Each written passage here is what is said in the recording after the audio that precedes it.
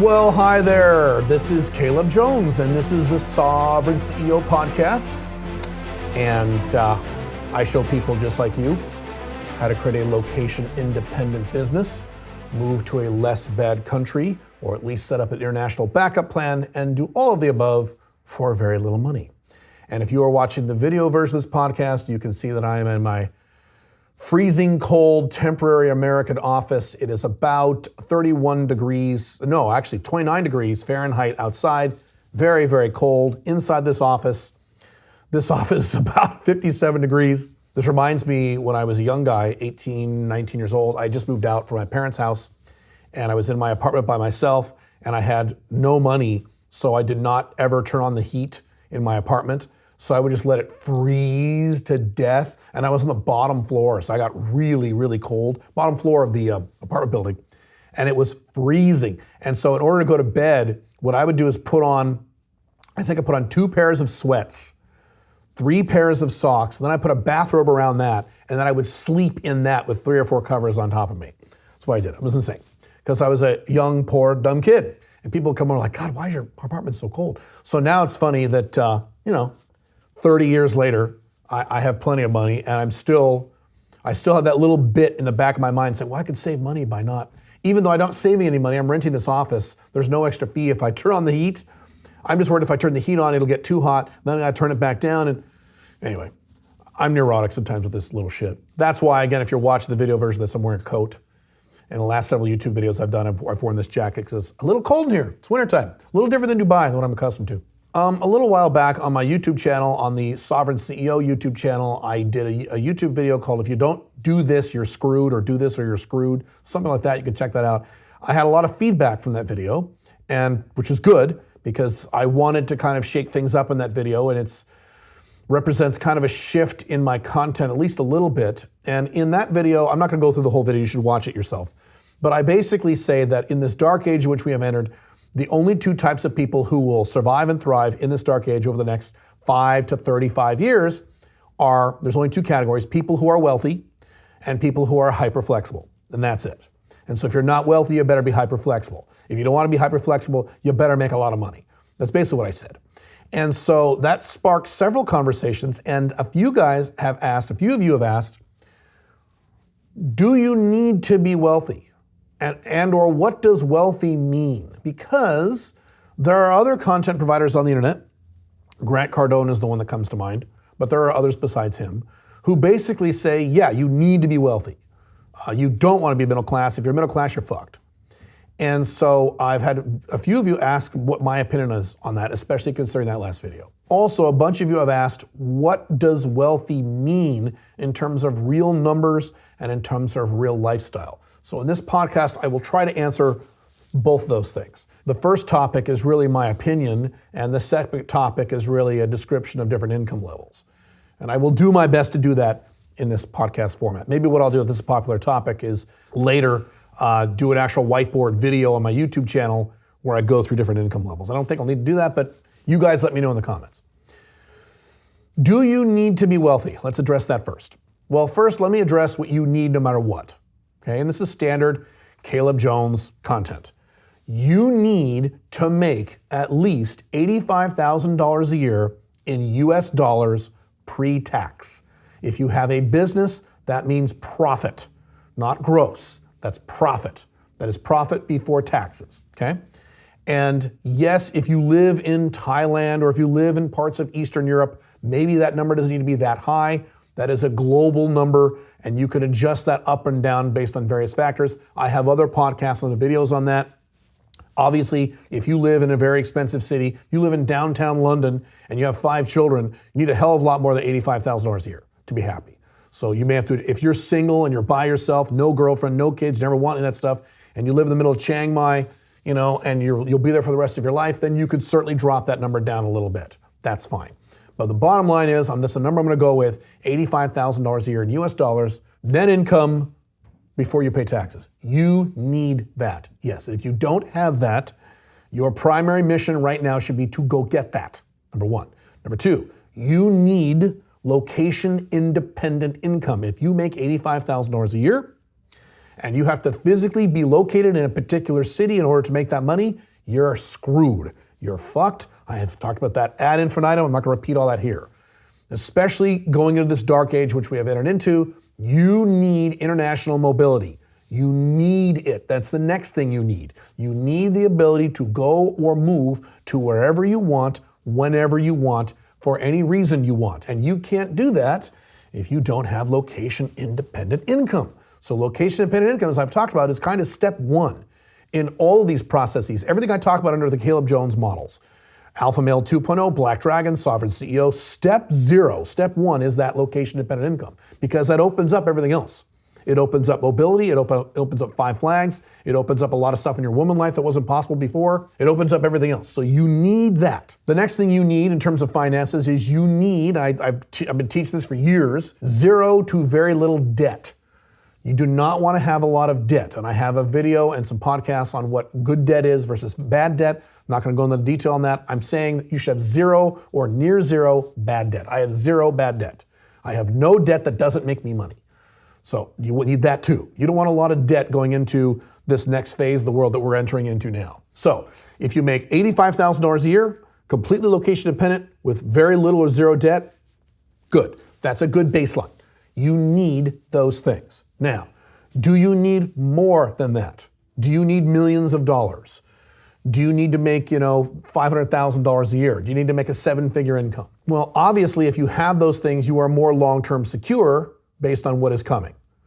So that's a no-brainer. If you have $10 million, you're in much better shape than a guy that has a net worth of $37, right? So that goes without saying. If you make $500,000 a year, and that's real income, that is net, not gross, that's net, certainly you're going to be a lot more stable and a lot more able to handle problems than the guy who makes $40,000 a year. That is true. Again, assuming that you have very little debt, you have location-dependent income. And what I'm not talking about here is that if you make a $500,000 income through typical normal means, you have a job, you have a very high-paying corporate job, you make $500,000 a year, you're screwed. Goodbye. You're screwed. What's coming down the road, you're screwed. No. Or if you make $500,000 a year and it's a location-dependent business, you have to physically be there because you have a building with a bunch of employees, and you have to physically be there because you haven't transformed your income into something location-dependent, but you make $500,000. Again, you're screwed. You're in big trouble. I would not want to be you. I would be terrified. And I've mentioned this before. I'm honest about this.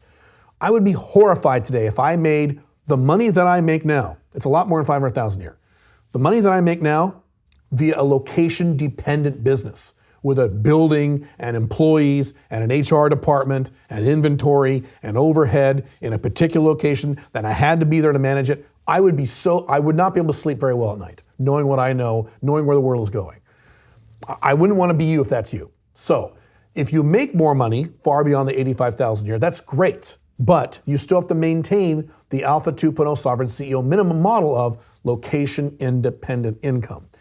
If you make $500,000 a year in your own location-independent Alpha 2.0 business that you can run from your laptop and be anywhere in the world, and the money keeps coming in, boy, are you in good shape. Thank goodness, good for you, that's great. And are you better off than the guy that makes $85,000, the minimum? Yes, you are. You are.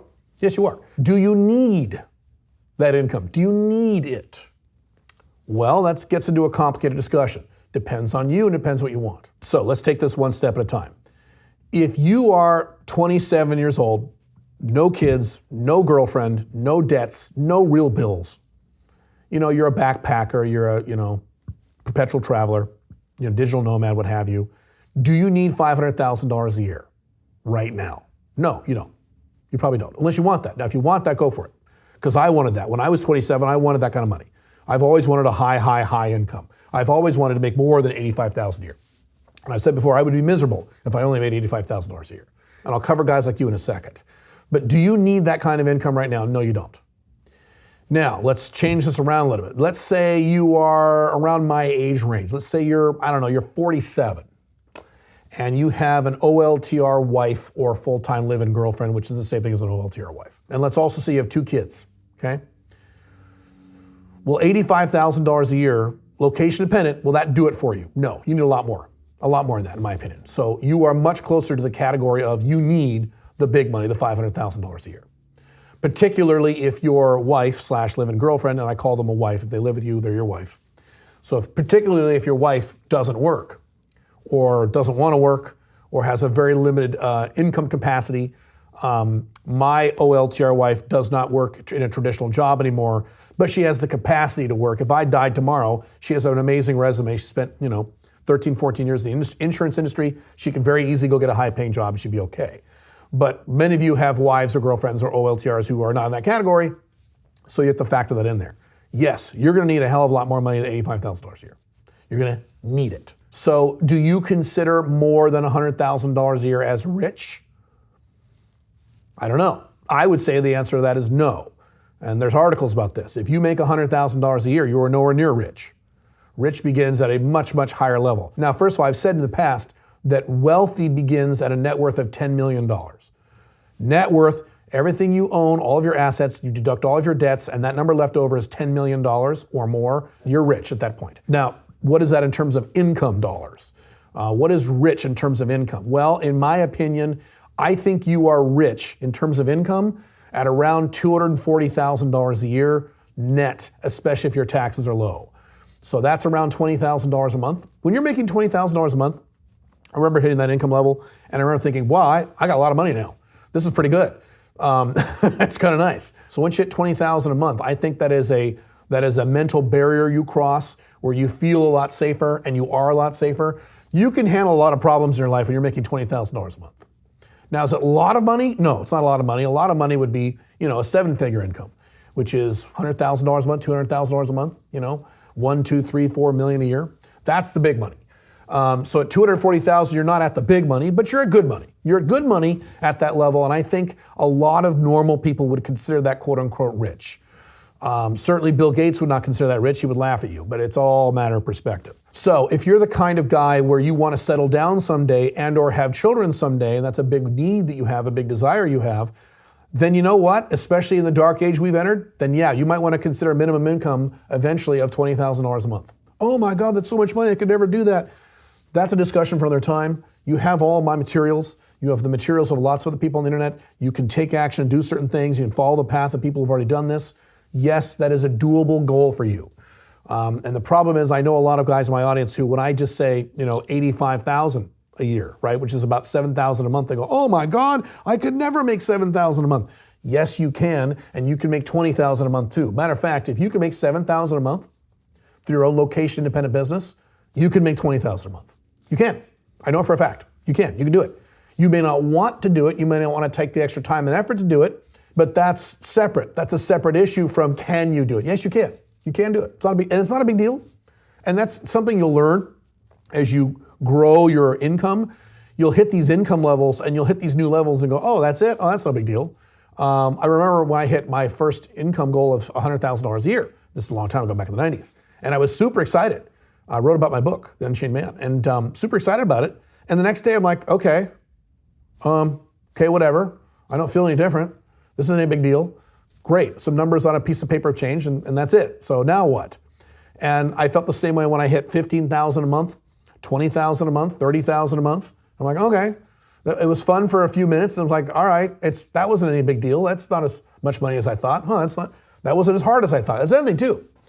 I can't speak for anyone else. I can speak from my experience, but I've had this experience of hitting these income goals and go, boy, that's it? That wasn't that hard. Really, I thought this. That wasn't that difficult. It's not like I'm working 70, 80, 90 hours a week and sleeping in my office like Elon Musk. I'm not doing any of that stuff. And today I make a lot more than $20,000 a month. And it's not that hard. It really is not once you get to that certain level, once you get to the level of certainly the $85,000 figure. Now, let me switch gears briefly, and I've mentioned this before, is that there are some of you, and you might be in this category, you listening to this podcast, you might be in this category, where I say $85,000 a year, and instead of going, oh my God, I could never make that money, you are instead thinking, that's all? That's it? That's nothing, dude. I want to make, $600,000 a year, $800,000 a year, $1 million a year, $3 million a year, I want the big money. I want the big money. Well, if that's you, because that's certainly me, if that's you, great. When I say the $85,000 figure, you just ignore it and you plug in your own number, whatever that number is for you. If that's $500,000 a year, great. If it's $1 million a year, great. Whatever it is, whatever that number is, you plug that in and you set your own goals. This is your life. Do what you want. And yes, you will be a lot better off once you're making that kind of money than the guy who's only making $85,000 a year. $85,000 a year is still a valid minimum, but it's just at a minimum. It's not a maximum. As a matter of fact, I've told this story a few times. In the summer of 2019, I wrestled with a big life decision. And it took me about 2.5 months to make this decision. And the decision I had to make, this is summer 2019, so this is not long ago, just a few years ago, I said, okay, I was making good money, not making what I make today, but I was making good money. And I said, all right, I have two choices here. I can just ride out this income, just kind of tweak my businesses and optimize what I'm doing and just kind of ride this out for the rest of my life. And when I hit age 53, 54, roll into the next phase of my life, next phase of my mission, and just ride out what I've got and not really bust my ass and not really work too hard. That's option one. Or option two was I could go for the big money. The big money. And it was a hard decision for me, and that's unusual for me because I'm a very decisive person. I don't take a long time to make decisions. I usually make decisions very quickly. But this was really difficult for me because there were so many advantages to either one of these things. And I really soul searched and I really thought about it a lot. I've talked to some people that I trust, some men who are more successful than me, older men, really looked inward, looked through my mission, did some soul searching, and I came up with the answer. My answer was I'm going to go for the big money. And I'm very happy I chose that. And so the last few years, I've worked very hard. I've dramatically expanded what I'm doing, dramatically expanded my staff, my marketing, the way in which I work has changed. And so far, it's working well, not as well as I'd like it to, but it is working well. And in the next few years, I'm going to be making an amount of money that actually intimidates me. And again, that's weird because I don't normally get intimidated. But because of these big, big goals that I have, I'm in the process of building a worldwide network of companies outside of just Sovereign CEO, Alpha Male 2.0, other stuff I don't talk about publicly. In addition to my 5 flag stuff, in addition to my international stuff, in addition to my investments. And I have 4 more years to get this done. So I'm about to turn 50. Age 53, 54 is when I'd like to shift my life into the second phase of my mission. I will still work.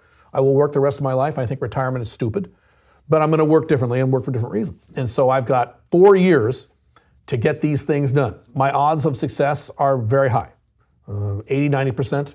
I may even get these things done well before 4 years. The way things are going, that may happen. And I'll be honest with you, one of the reasons that I chose this is because I wanted that long-term stability. I know where the world is going.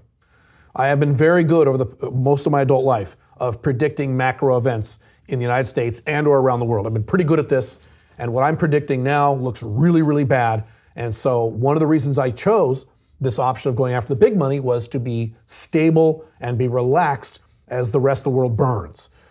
Not bad, especially considering that I'm married now, also considering I have 2 grown children and various other things. I don't want, and I've talked about this before, I don't want to be in my older years, in my 70s or 80s, worried about money. To me, that is ultimate life failure. That's one of my big fears, my irrational fears, that I will get old and I'll have no money, because I knew people when I was a kid who were that old and had no money, had to go work at McDonald's. And I just thought, oh my God, even saying that scares me. So that was one of the factors that I used for that decision. Now, that's not the only factor, and I'll be honest, that wasn't even the biggest factor. There are certain things I want in my life, there are certain things I want in place in my life, and that can only be done by having a significant amount of money, and so that's why I went after that goal. So to me, I need that money. I need it. To me, my current net worth at my age, what I want to do with the rest of my life and where the world is going is too low. My income right now, to me, is too low. It's unacceptable to me. I have certain numbers I need to hit, and when I hit those numbers, then I can relax. Relax, my version of relax, I'll still work, but you get my point. And so to me, I need this. And so for you, you have to make your own decision. Do I need this money to keep me safe for the rest of my life, knowing A, what I want for my future? Am I going to settle down? Am I going to have kids? Where do I want to live? Do I want to be able to travel wherever I want? That was one of the big goals I have. And in terms of where the world is going, the Western world is collapsing right before our eyes. Even countries outside the Western world are embracing more authoritarianism. These things are all going to get much, much, much worse all over the world, the Western world and the non-Western world. And so considering that, you should probably raise your number a little bit again. Here's what I would suggest you do. This is what I did. What I would suggest you do is, first, you should do your vision. I've talked about a vision. That is not a mission. That is a vision. And your vision is, I talk about this a lot, writing out your perfect life on a blank document, blank Word document, of what everything would look like in your life, everything, your health, your money, where you live, your sex life, your woman life, your spiritual, everything, okay? Everything in your life, your social life, everything. If everything was perfect, within 3 to 5 years from now, or maybe a little longer, okay? Then what you should do is you should extrapolate from that everything in that document that costs money and how much money that'll cost you per month, okay? Either it's a one-time expense or it's a monthly expense. Usually it's probably a monthly expense. Per month or per year, however you want to do this. And then you put those items on a spreadsheet.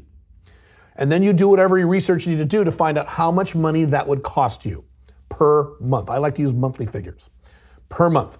So you say, I'm going to live in a mansion on the beach in the Bahamas. All right, well then look that up.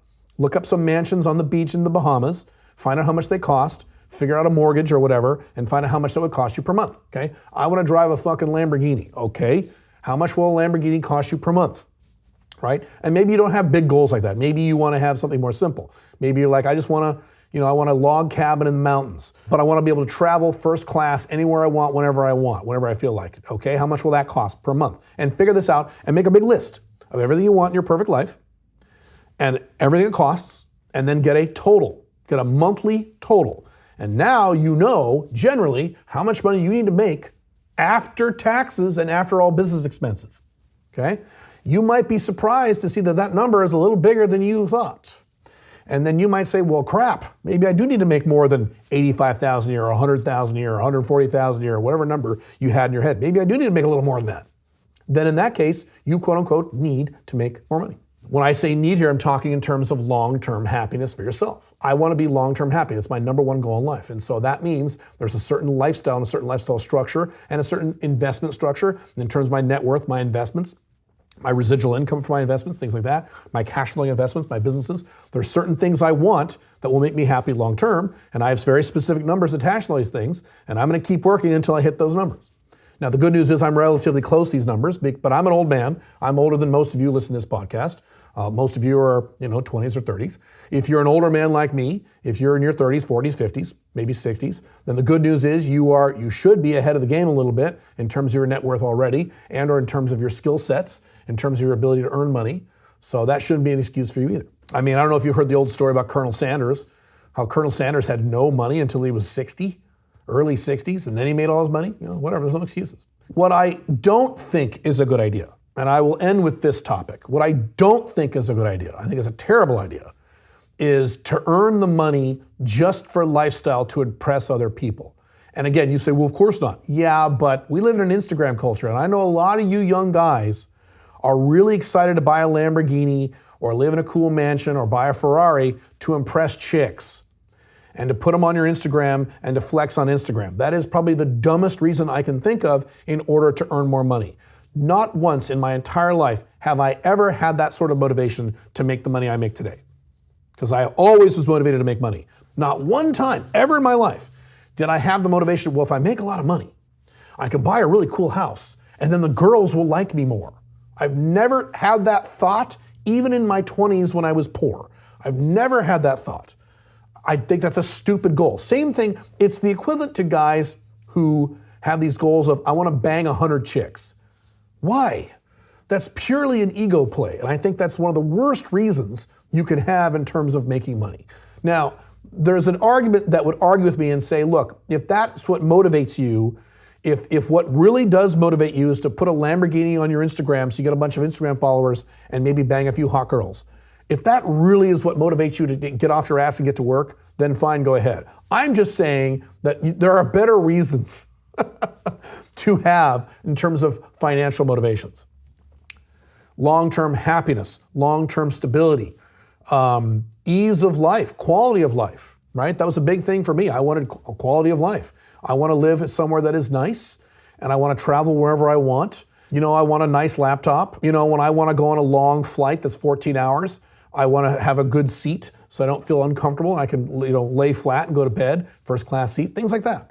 Quality of life and stability. I want to be stable going forward. I want to worry about money. If the United States goes under in 10 years or 15 years, and the whole world goes into a big, deep recession for 10 years, I don't want to worry about that when I'm in my 60s. That's the last fucking thing I want to worry about when I'm an old man. That's a very big motivating factor for me. And so now again, if I was 22, I could probably deal with it. But when I'm 62, no thanks. I don't want to be an old man worried about money. No, thank you. It's hard enough to worry about money when you're a young man because I went through that. I really don't want to go through that when I'm an old man. So that's another motivating factor. So there's a lot of other factors you could use other than I want to get a cool car or I want to, have my picture with a private jet to impress my mom. As usual, when I talk about Alpha Male 2.0, is doing things to impress other people is outcome dependent, not outcome independent. I'm outcome independent. I don't care what you think. I don't own a car. I could buy a Lamborghini right now and pay cash, right now, but I don't own a car. I don't want to own a car. It's not compatible with my lifestyle, just not. So I don't care. I don't care what you think. My goals are my goals for my own reasons, and your goals should be your goals for your own reasons. That's it. Not some future woman, not your kids, not people on Instagram, not your mommy, right? Not chicks, you. And that includes if you have a girlfriend or wife. I have a wife. My goals are mine. I don't have my goals because of her. I had these goals long before I ever met her. These goals are mine. Now they benefit her and I want her to be happy too. But you get my point. If you need more clarification on this topic, certainly leave me a comment on this podcast or this video, wherever you're watching this, and I can expand on these topics if you like. These are going to become more important topics as time goes on, as the world continues to get worse and worse. Maybe you do need to reevaluate how much money you need to have for your life. Does that mean you need to be a multi-millionaire? Not necessarily. Does that mean you need to make, $850,000 a year? Not necessarily. But you can use the numbers I've quoted in this podcast as kind of a baseline, and at least hopefully I've sparked some thought. I will see you in the next podcast. Bye.